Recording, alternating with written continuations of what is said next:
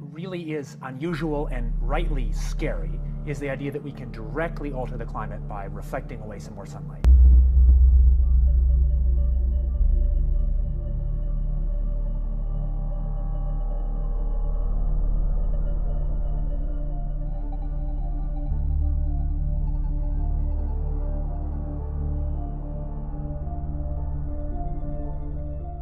And that's scary because we have extraordinary leverage as humans. Our science technology, for better or for worse, has granted us that.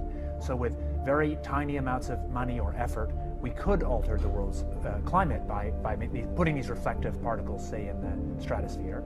And that has profound implications, right up to big geopolitical implications.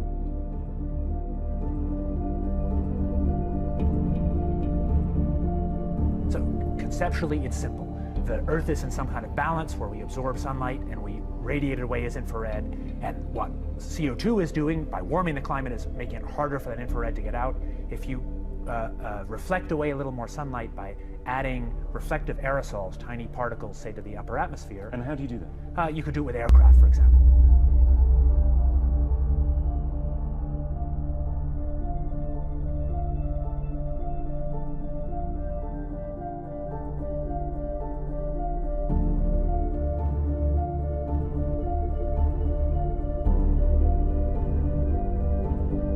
Hurricane Sandy slammed into New York City last night, flooding the World Trade Center site.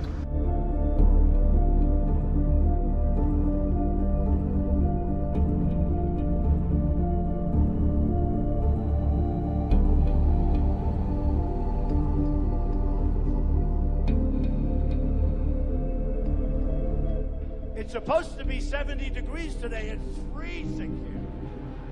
Speaking of global warming, we need some global warming. It's freezing.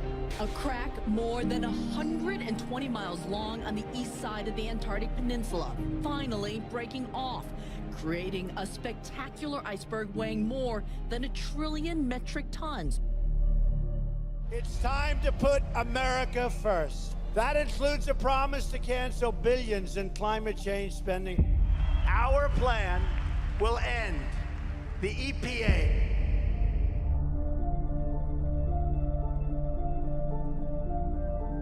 I'll read you the quote because it's an important one, and it comes from the Secretary of Defense, William Cohen, and it was at a DoD news briefing, April 27th, 1997. It was on a conference on international terrorism,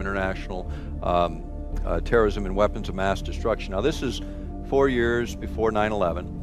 And this was in the DoD news briefing that followed. And what he said, and I quote, "Others are engaging even in an eco-type of terrorism whereby they can alter climate, set off earthquakes and volcanoes remotely through the use of electromagnetic waves," unquote. Now that's a powerful statement for a seated Secretary of Defense to make.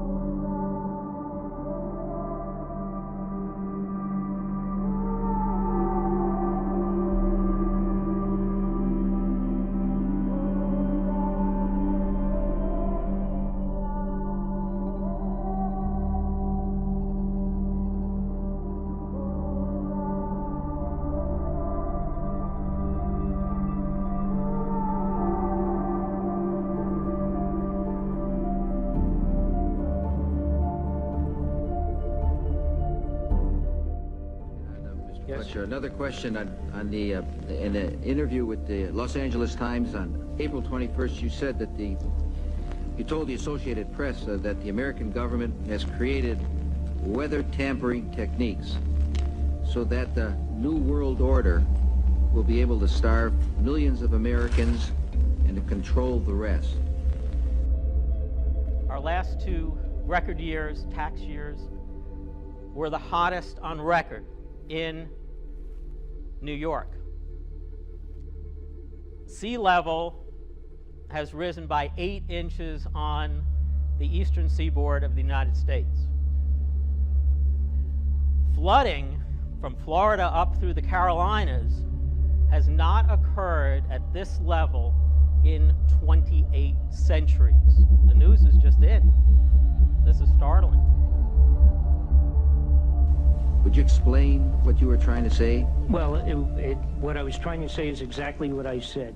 There is weather control techniques. We have a complete package on that, which I did not bring, but I certainly will see to it that it is brought in for the record.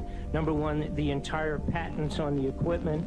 Number two, Senator Claiborne Pell's complete statement and story of his own that not only does it exist, but that we even utilize it as far back as the Vietnam War. You might want to touch base with Senator Pell. I just want to repeat before I turn to So yes, but we do have all that information. You're saying the government has created weather tampering techniques so that the, quote, New World Order will be able to starve millions of Americans. Worldwide. Millions of Americans, and to control the rest. Yes, sir, and that's my belief. As bizarre as that sounds, if somebody had told me that that equipment even existed 10 years ago, I would have thought they were nuts, sir. And at this point in time, we have all the documents to prove it.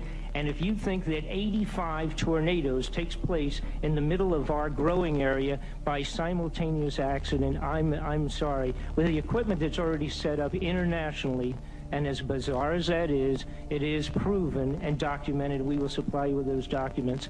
As bizarre as that is, I would say that weather wars, and this is quoting actually Senator Claiborne Pell himself, that they are the greatest weapon ever created in the world, and that's the senator's own statement. So yes, I do stand on that.